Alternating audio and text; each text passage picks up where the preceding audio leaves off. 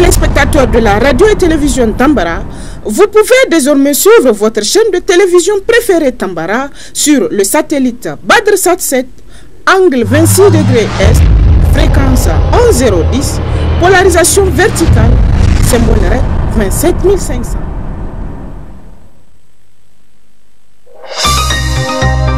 Suivez le journal avec STM Transport Voyageurs, une nouvelle façon de voyager.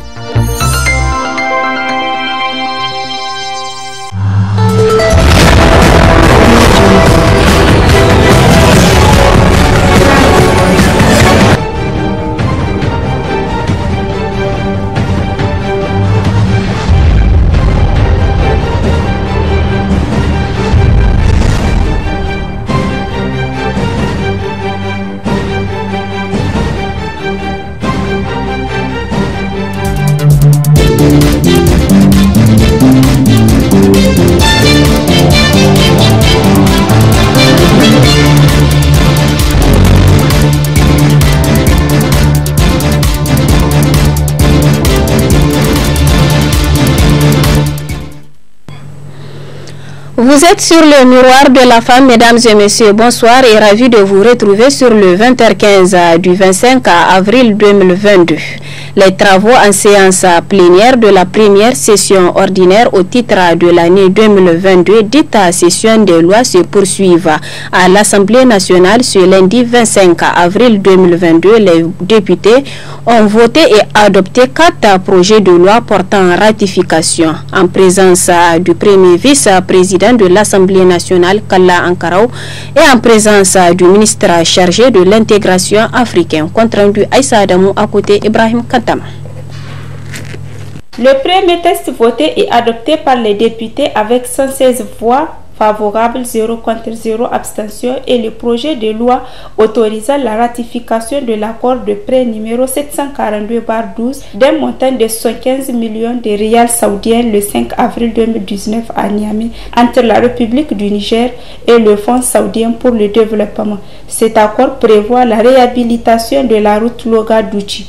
Le deuxième projet de loi est celui autorisant l'accord de prêt numéro 1013 d'un montant de 14 millions de dinars coétiens signé le 21 février 2019 à Niamey entre la République du Niger et le Fonds coétien pour le développement économique arabe pour le financement du projet de construction de la route Loga-Douchi. Ensuite, les parlementaires ont examiné et voté le troisième projet de loi autorisant la ratification de l'accord de financement composé du crédit d'un montant de 26 millions d'euros et d'un don d'un montant équivalent à 21 300 000 droits de tirage spéciaux signé le 3 février 2022 à Niamey entre la République du Niger et l'Association internationale de développement AID pour le financement du programme de résilience du système alimentaire en Afrique de l'Ouest phase 1 de l'approche multiprogrammatique. Enfin, le quatrième projet de loi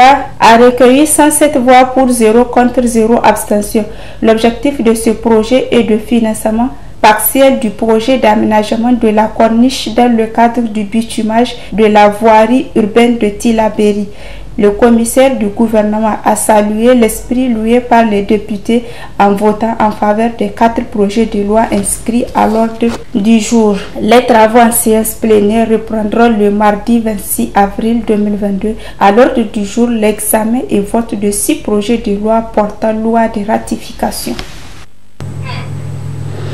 Toujours ce matin, ouverture de la session ordinaire du Conseil supérieur de la communication CSC au titre du mois d'avril 2022, dont 5 points étaient inscrits à l'ordre du jour de la dite session présidée par le président du Conseil supérieur de la communication. Plus de détails dans ce reportage. Examen et adoption de la demande d'avis du gouvernement relative au projet du décret régissant la publicité au Niger, ainsi que les rapports des commissions d'instruction font partie des 5 points inscrits à l'ordre du jour au titre du mois d'avril 2022 de la session ordinaire du Conseil supérieur de la communication, avec pour but de réglementer le secteur de la communication en général et en particulier la communication publicitaire. À cet effet, le président du Conseil supérieur de la communication a souligné les impacts liés à la publicité. Cette demande est faite conformément aux dispositions de l'article 9, alinéa 3 de la loi numéro 2012-34 du 7 juin 2012 susvisée, qui dispose, je cite, « Le Conseil supérieur de la communication est consulté par les pouvoirs exécutifs et législatifs avant toute prise de décision dans les matières relevant de sa compétence, en particulier les textes relatifs au secteur de la communication. » Fin de citation. C'est donc dans le respect de cette disposition que le ministère de la Communication, chargé de relations avec les institutions, a introduit la présente demande d'avis du gouvernement relative au projet de décret régissant la publicité au Niger. Avant de procéder à l'ouverture de cette session ordinaire, le président du Conseil supérieur de la communication a aussi insisté sur la régulation du secteur publicitaire. Avec l'avènement de la démocratie et de l'état de droit, divers secteurs de la vie socio-économique, politique et culturelle ont connu une libéralisation sans précédent avec pour conséquence l'absence, dans certains cas, d'un cadre juridique approprié pour canaliser l'expression des libertés ainsi acquises. C'est le cas de la publicité qui est aujourd'hui partiellement réglementée par le décret numéro 2017-052-PRN-MC du 25 janvier 2017 régissant la publicité par voie de presse. Pourtant, l'impact de la publicité sur les populations est incontestable et le développement des technologies de l'information et de la communication a donné vient conforter davantage cette idée. En effet, on constate de plus en plus certaines dérives publicitaires intolérables, notamment en matière de publicité télédiffusée. Aussi, le présent projet de décret, objet de la demande d'avis du gouvernement, intervient pour réglementer ce secteur en organisant les activités publicitaires et en fixant le cadre général de contrôle et de régulation du contenu des messages publicitaires par la création d'un Conseil national de la publicité. Au vu de tout ce qui précède, il y a nécessité de réformer les textes du CSC pour une régulation adaptée et efficace conformément aux attributions de l'instance. Mesdames et messieurs les conseillers, outre l'examen de la demande d'avis du gouvernement concernant le projet de décret régissant la publicité, nous allons examiner et adopter les rapports de commission d'instruction qui requièrent toute votre attention. À noter qu'au cours de cette session ordinaire du Conseil supérieur de la communication au titre du mois d'avril 2022, 5 points seront examinés et adoptés, notamment examen et adoption du procès verbal de la session ordinaire du mois de mars 2022, l'information sur le Conseil supérieur de la communication, examen et adoption de la demande d'avis du gouvernement relatif au projet du décret régissant la publicité au Niger, examen et adoption des rapports des commissions d'instruction et enfin les questions diverses. L'École supérieure de télécommunications EST a organisé une conférence suivie d'une rupture collective le samedi dernier 23 avril 2022 dans l'enceinte du dit établissement. C'était en présence de nos reporters Ibrahim Abdelkader et Ibrahim Kantama.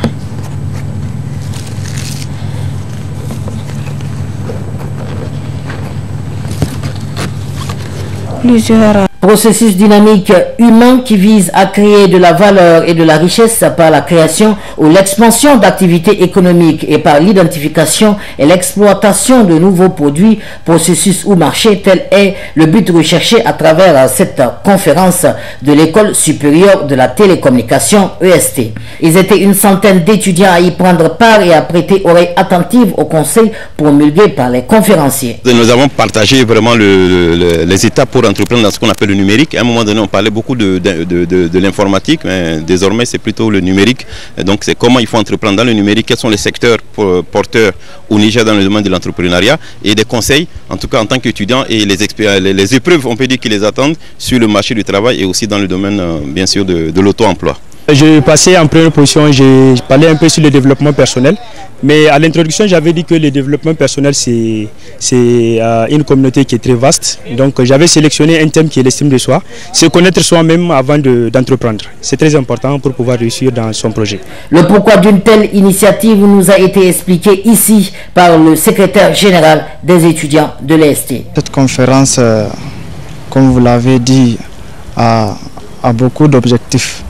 Premièrement, c'est de former les professionnels que nous sommes dans le cadre de les rendre plus performants et aussi de leur permettre de promouvoir la formation, rendre cette formation une qualité de moindre et permettre les étudiants que nous sommes, au-delà de nos études, pouvoir entreprendre ce qui est vraiment essentiel pour la vie de notre communauté, pour l'avancement même de notre pays.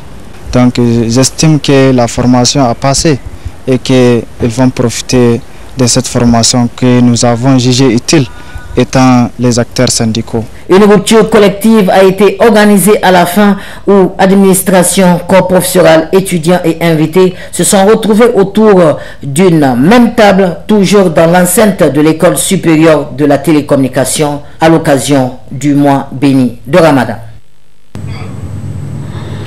Parlons santé dans cette édition à l'occasion de la journée internationale, à l'occasion de la journée mondiale de lutte contre le paludisme, un phénomène qui cause beaucoup de dégâts dans le monde en général et en Afrique en particulier. Vu l'importance de cette journée, nous vous proposons de suivre l'intervention du Dr Abou Abdraman sur le paludisme. La communauté internationale vient de célébrer la journée mondiale du paludisme. Cette journée en fait vient rappeler l'importance en fait du combat de l'humanité toute entière contre ce fléau qui endeuille nos populations, surtout nos populations africaines. Le paludisme sans pour autant être très long là-dessus. Donc c'est une maladie qui est causée par un parasite, le Plasmodium falciparum, qui est injecté à l'occasion d'une piqûre d'un moustique qu'on appelle l'anophèle de l'organisme humain. C'est une maladie en fait qui est un fléau, un grand fléau de santé publique parce qu'elle cause non seulement l'importance des cas et aussi la mortalité qui est spécifique à cette maladie, elle est importante. Pour rappeler juste quelques chiffres, par exemple en 2020 déjà, selon le rapport de 2021 de l'OMS, déjà il y a plus de 241 millions de cas de paludisme qui ont été enregistrés de par le monde. Et parmi ces cas de paludisme enregistrés, il y a plus de 627 000 décès qui ont été occasionnés par le paludisme de par le monde. Et quand il faut regarder cette journée, elle est très importante pour nous, pays de l'Afrique subsaharienne. Pourquoi? Parce que elle vient en fait nous rappeler le fardeau important qu'impose le paludisme et à la survie ou à l'état de santé et de survie de nos populations et à la région africaine. Des 241 millions de cas, il y a environ 95% des cas sont diagnostiqués dans les pays subsahariens ou de l'Afrique. Et dans les 627 000 décès, plus de 96% des décès sont arrivés intéresse la zone africaine. Vous comprenez combien ça peut être important pour nous de gérer, de prendre à bras le corps de la lutte contre le paludisme. Maintenant, par rapport à la prévention, cette journée effectivement vient interpeller tous les pouvoirs publics, les pouvoirs publics et la population elle-même par rapport au devoir ou à l'urgence de la lutte ou la persévérance de la lutte contre le paludisme. Et cette lutte contre le paludisme doit passer par la prévention, nécessairement par la prévention du paludisme. Donc, en luttant d'abord contre le germe en tant que tel, ou bien contre le vecteur qui est le moustique, mais aussi dans la prévention contre la résurgence de cette maladie, en donnant de la chimioprophylaxie chez les enfants pendant les périodes de haute transmission du paludisme. Plusieurs recommandations sont faites aux fidèles musulmans au moment de la rupture, notamment sur le plan sanitaire ainsi que sur le plan religieux. Alors, quelles sont les recommandations prophétiques aux fidèles musulmans au moment de la rupture? Oustaz Jibril Sahabi, imam de la mosquée Ibn Baz, pour plus de précision. Les dates sont d'une très grande importance au moment de la rupture. Ça, c'est même médicalement démontré que pour quelqu'un qui a passé une journée de soif, une journée de jeûne, il est très recommandé pour cette personne-là de rompre son jeûne avec des dates. Comme le messager a coutume de le faire, les hadiths ont été rapportés dans ce sens, que le messager sallallahu alayhi wa sallam préfère les dates au moment de la rupture. Donc il y a à ce niveau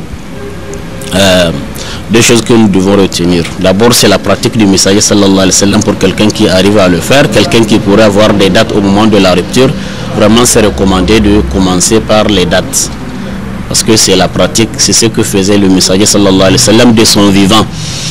Et deuxième chose, l'organisme, comme les savants l'ont beaucoup clarifié, l'organisme au moment de la rupture aurait besoin de quelque chose qui est riche, si vous voulez, en glucose. Et les dates, d'après ce que les chercheurs ont découvert, quand on prend les dates, par exemple, les dates contiennent des substances que l'organisme peut utiliser directement. Quelqu'un qui arrive à prendre des dates au moment de la rupture, vraiment, il a beaucoup favorisé son organisme pour son bon fonctionnement. Donc, à part la sunna, à part le fait de revivifier la sunna, le fait de pratiquer la sunna, il y a cette partie médicale qui est très très bon pour l'organisme. Donc il faut surtout voir le côté spirituel. Le messager sallallahu alayhi wa sallam le faisait. Donc il y a en ce messager un modèle pour tout musulman. C'est pour cela que nous devons beaucoup prêter attention et accorder une attention particulière à ces dates-là au cours de ce mois. Il est conseillé de prendre les dates de façon impaire, c'est-à-dire prendre 3, 5, 7, 9 dates pour celui qui peut avoir ce nombre de dates. Donc c'est vraiment la sunna du prophète sallallahu alayhi wa sallam de les consommer de façon impaire. Pour les vendeurs des dates, ce n'est pas une raison pour augmenter le prix. Il faut savoir que c'est une communauté, nous sommes une communauté, nous sommes une umma islamique spirituelle, donc nous devons nous entraider les uns les autres, ce qui est bon. Mesdames et messieurs, c'est ici que prend fin cette édition d'information. Passez d'excellents moments accompagnés des programmes de la télévision Tambara. Au revoir.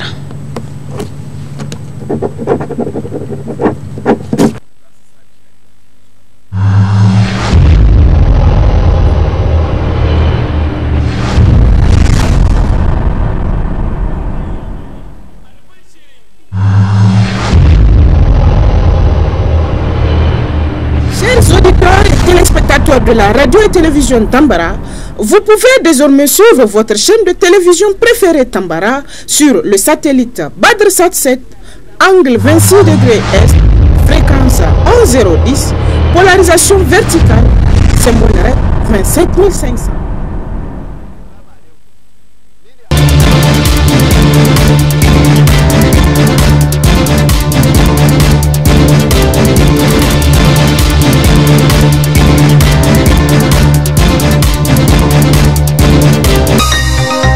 Ce journal vous a été présenté par STM Transport Voyageurs. Une nouvelle façon de voyager.